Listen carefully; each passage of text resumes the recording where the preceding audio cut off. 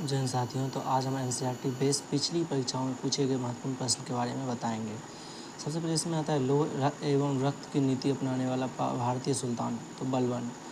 भारत में सिजदा और बेबस शुरू करने वाला सुल्तान है बलबन। श्रीमद् भागवत गीता का अंग्रेजी अनुवाद किसने किया, तो जॉन विल्किंस ने। बॉक्साइट किस धातु का है, तो एल्युमिनियम। उसके बाद वर्ण व्यवस्था किस सभ्यता की देन है, तो आर्य। भारत का सबसे प्राचीनतम अजायब घर, तो कोलकाता। 5 नदियों की भूमि, पंजाब। मनुष्य में रक्त का लाल रंग किस हीमोग्लोबिन की उपस्थिति के कारण होता है, एरिथ्रोसाइट्स के द्वारा, एरिथ्रोसाइट के द्वारा। उसके बाद आता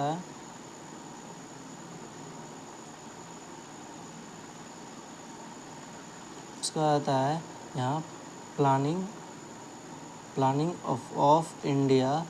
प्लानिंग फॉर इंडिया पुस्तक 1934 में किसने लिखी थी, तो सर विश्वेश्वरैया ने। महाकालेश्वर का ऐतिहासिक मंदिर किस शहर में है, तो उज्जैन में। पंडित नेहरू ने किसे आधुनिक भारत के मंदिरों की संज्ञा दी है, तो ये तो बहुत पता है कि भारत के बड़े बांधों को। गुरु गोविंद सिंह का जन्म कब और कहाँ हुआ था, तो 22 दिसंबर 1966, पटना। संविधान की प्रस्तावना में हमारे देश को क्या नाम दिया गया है, तो भारत इंडिया। भारत के किस प्रधानमंत्री को संसद का सामना नहीं करना पड़ा, तो ये चौधरी चरण सिंह जी के समाधि स्थल किसान घाट है। राज्यसभा के प्रथम सभापति कौन थे, डॉक्टर सर्वपल्लवी राधाकृष्णन।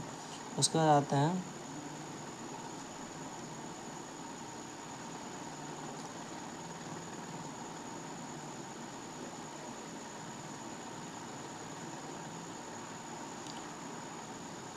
प्रथम बार केंद्र में संगठित गैस कांग्रेस सरकार का प्रधानमंत्री कौन था, तो मोरारजी देसाई। बीजक किसकी रचना थी, तो कबीरदास की। भारत का आखिरी अंग्रेज वायसराय कौन था, तो लॉर्ड माउंटबेटन। करो ये मनो का नारा किसने दिया, तो गांधी जी ने दिया था। भारत छोड़ो आंदोलन के दौरान ये 1942 में दी गई नारा थी। सेंट्रल मेमर्स इंस्टीट्यूट ऑफ टेक्नोलॉजी कहाँ स्थित है, तो एर्नाकुलम यानी केरल में। कन्याकुमारी शहर कहाँ बसा हुआ है, तमिलनाडु में। संघ शासित प्रदेश दादर और नगर हवेली भारत के किन 2 राज्यों के बीच स्थित है, गुजरात में व महाराष्ट्र में। भारत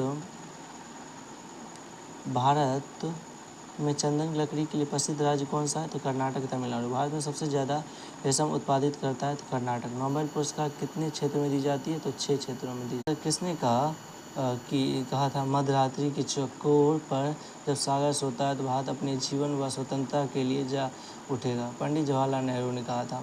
गद्य एवं पद्य दोनों में किस ग्रंथ की रचना की गई है, तो यजुर्वेद की।